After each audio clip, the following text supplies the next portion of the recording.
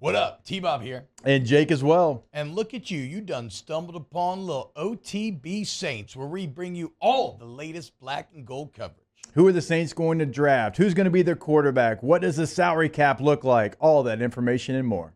Hope you enjoy it. Like, subscribe. Let's dive in to a little Saints coaching search. As it is, as of this Monday now, the Saints will start conducting in-person interviews now that if you're a coach no longer coaching in the playoffs, you can now come in for an interview.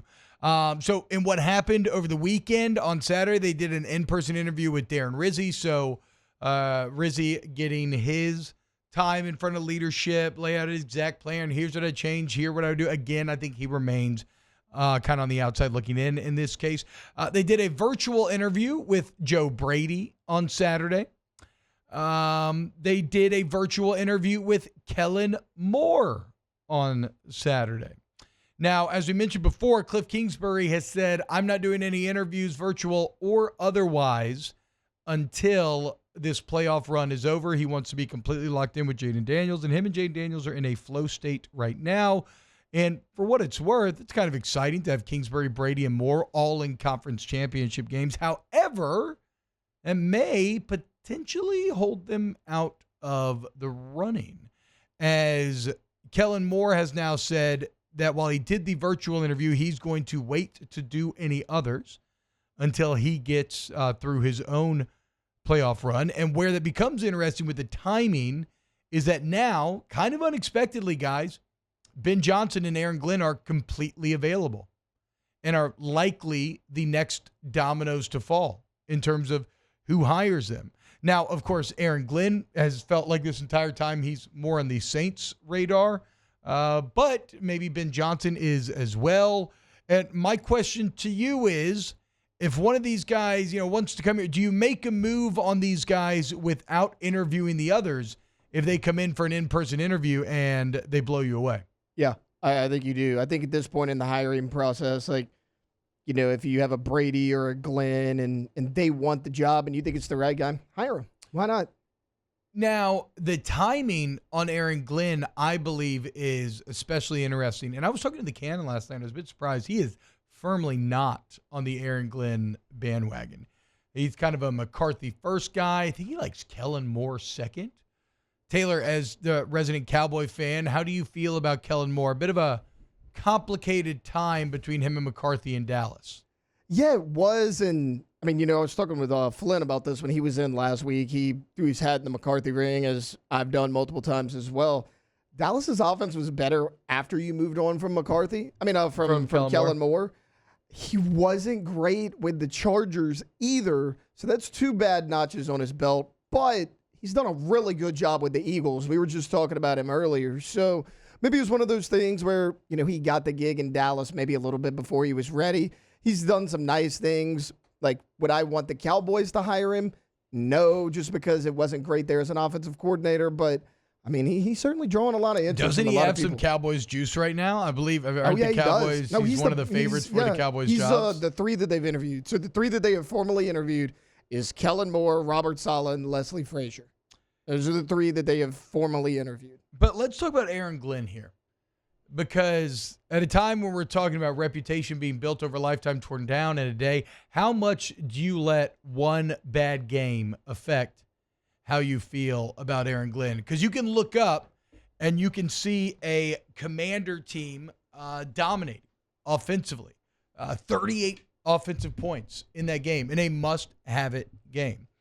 And some really low moments, none lower than 12 men on the field on a 4th and 2, game on the line coming out of a timeout. A painful Renaissance painting slow motion shot of Kelvin Shepherd looking hapless on the sideline as he's desperately yelling at the personnel for someone to get off the field because he knows that they have 12. But yeah, so in case you missed it, 4th and 2, right?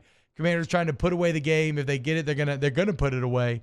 And it's out of a timeout in the lines of 12 minutes on the field. They give them the first down. Now, knowing how Jaden Daniels was playing that day, he probably would have very calmly just converted. But still, so a really bad moment, a bad day. But overall, This is a Lions defense that has been more injured than anybody. 30 different players, over 30 different players started for the Detroit Lions this year defensively. I think 20-something went on injured reserve. Now, if you're a Saints fan, you can appreciate a multitude of injuries like that because it's very akin to what you went through this season. However, look at the differing results, right? This was a New Orleans Saints team that completely foundered and then used injuries as an excuse all year long, despite the fact that they had a complete revolving door week in and week out in Detroit. This was still a top 5, top 10 defense in most categories. So I think there's a couple things at play here.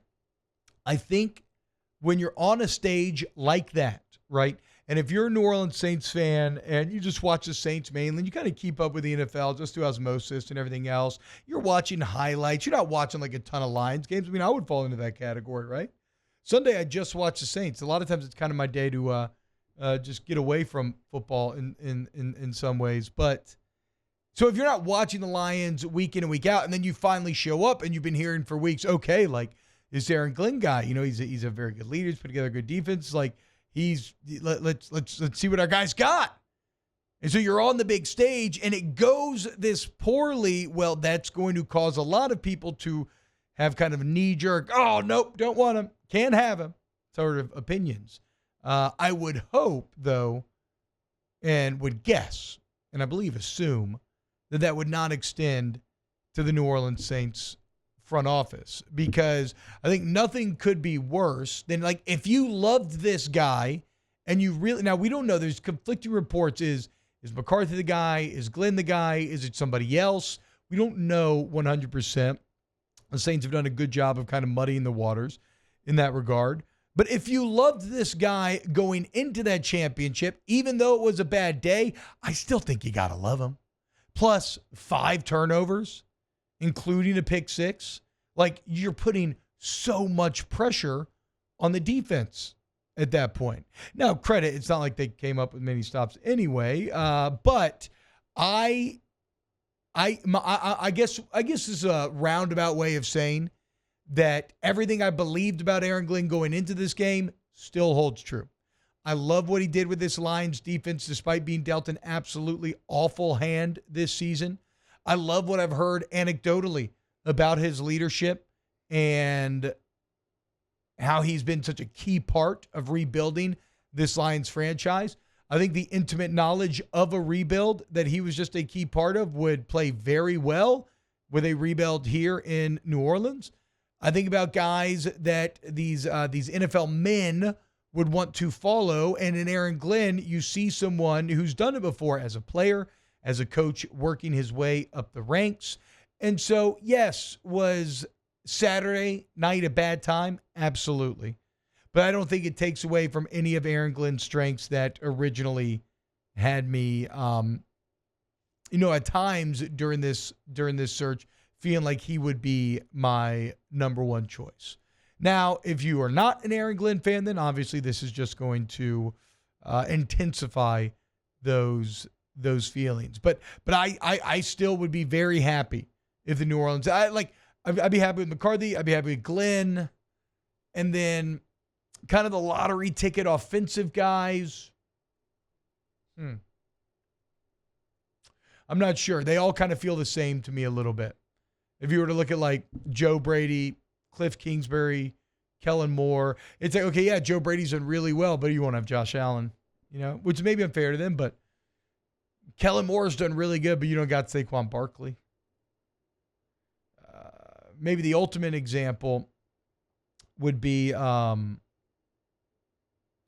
did I mention? Moore, Brady. Oh, Kingsbury, right? Yeah, Kingsbury's great, but you don't have Jaden Daniels, right? So Glenn and McCarthy maybe feel like safer options there. We do have, and I thought Underhill made a good point when speaking about how one game, be careful taking too much away. I mean, Dan Quinn gave up 48 points his last game with the Cowboys. And now Dan Quinn is going back to a conference championship game, back to the NFC title game. Like, he's a good coach. You can have bad days. There is still, though, an interesting dark horse in all of this. The Saints are flying in Mike Kafka for a second interview tomorrow. Will the snow affect it? We'll have to wait and see. But remember, this is the Giants OC and assistant head coach. And again, deeply unexciting on the surface. But he has been a finalist for 3 jobs now in the past 2 cycles, which tells you, I think, 2 things. One, he must interview very well, which you can argue is a skill in and of itself. And secondly, that he's probably highly thought of in insider circles, right? That I imagine if you're at the bar with a front office executive and you talk about Mike Kafka, I imagine the conversations that take place are like, the guy's sharp, the guy's great. You know, you can't judge him too hard by what's going on in New York. New York's a disaster. Dan Jones has to get rid of Saquon Barkley. But Kafka, like, that guy's a riser. I would have to imagine, because otherwise I can't see why he keeps getting these extended look and getting finalists in all of these races. But yeah, Mike Kafka flying in for an in-person interview tomorrow. We will give you the news as soon as we know on Aaron Glenn and company. So the Saints continuing to search. But I guess the main takeaways here, starting today, in-person interviews with coaches that are out of playoffs, and Ben Johnson, Aaron Glenn, now available. What will happen? Could the New Orleans Saints, will they have a coach by the end of the week? Or do you kind of hold off and wait on some of these lottery ticket OCs? Wow, just amazing black and gold takes right there, Jake. I don't think I've ever heard any takes that are better than the 2 guys that just gave you that take. And you can keep getting them by going ahead and liking, subscribing, ringing the bell to get notifications when we post. Have a great day. We'll see you on the next OTB Saints.